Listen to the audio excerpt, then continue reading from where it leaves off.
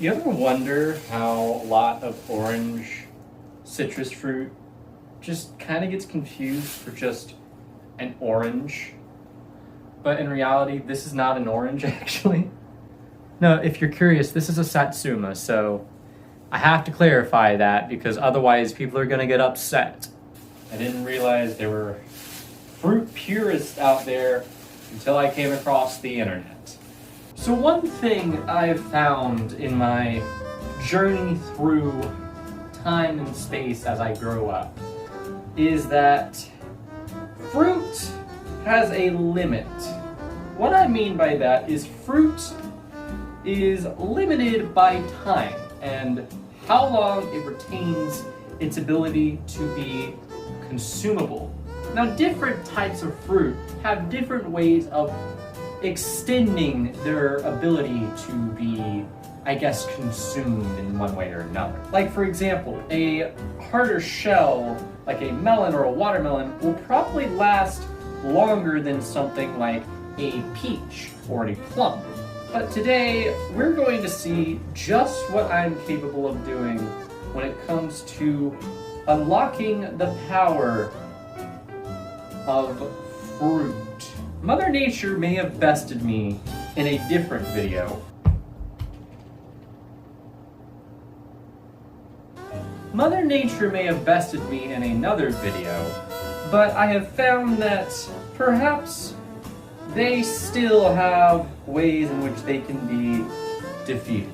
Very, very limited ways, but ways nonetheless. So how exactly are we going to discover the limits and potential of fruit?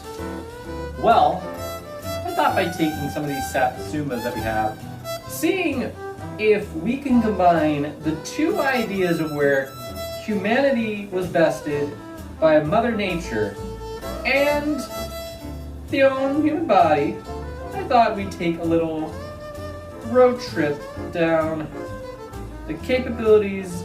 I don't know what I'm saying. Look, I'm just gonna get past the formalities and I'm going to see what exactly it means to look inside and see the inner workings of Lady Nature herself.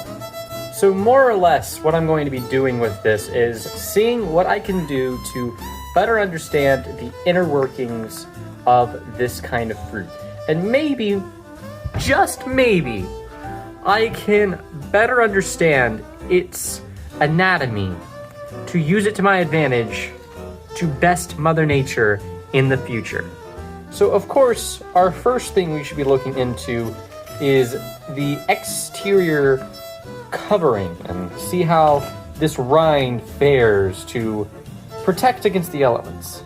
So many different types of fruiting plants have different ways of either protecting themselves or inviting themselves to be eaten. Now, it has different advantages, but I'm curious to think what all parts of this are needed for consumption.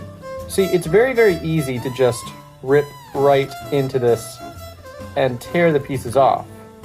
So what I'm assuming is that through evolutionary means, it was best thought of to consume this to the point where the fruit had developed a very thin, very pliable, very easy to manipulate exterior.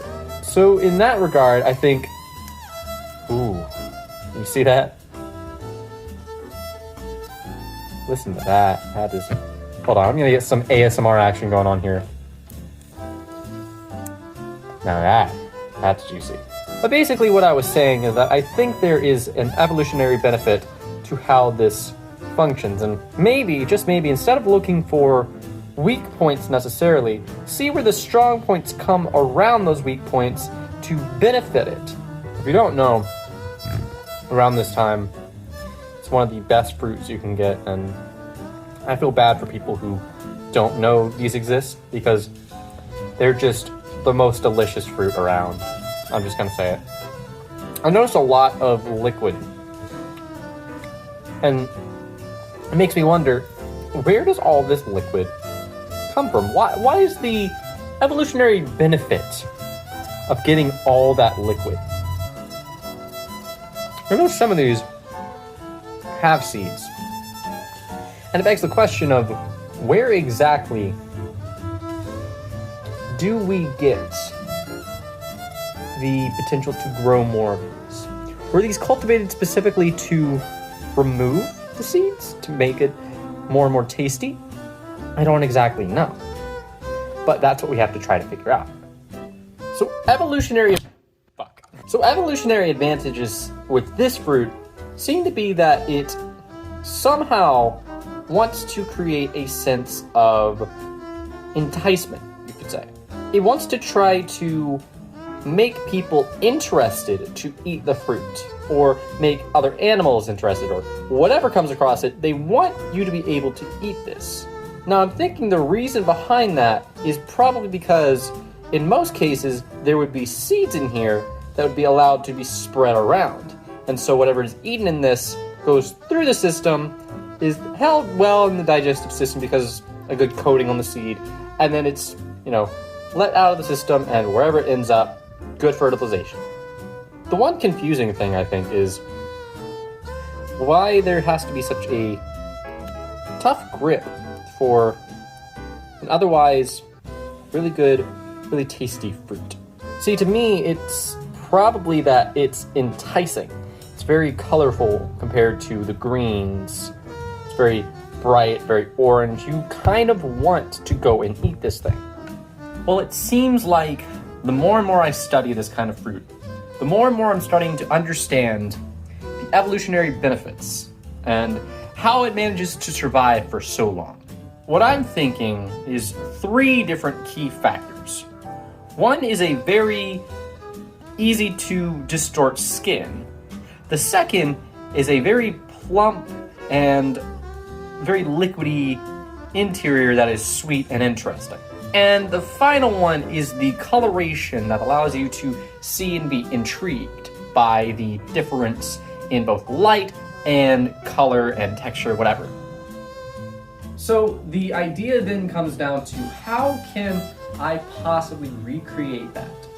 And I've got an interesting way I can go about it. So if we're needing bright, colorful coatings that are easy to distort and have a juicy interior, then all we need is a simple cover like this to start with. So I'm thinking, try, maybe do like that.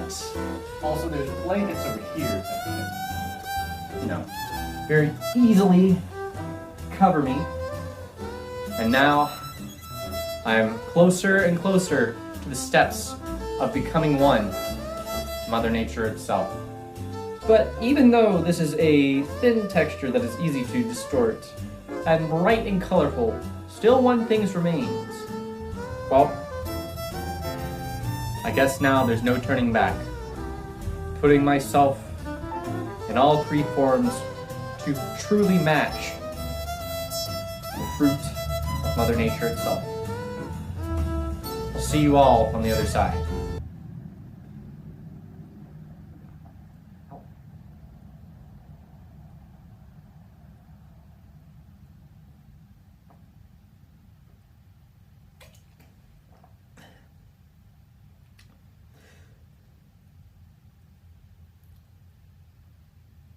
Am I a fruit yet?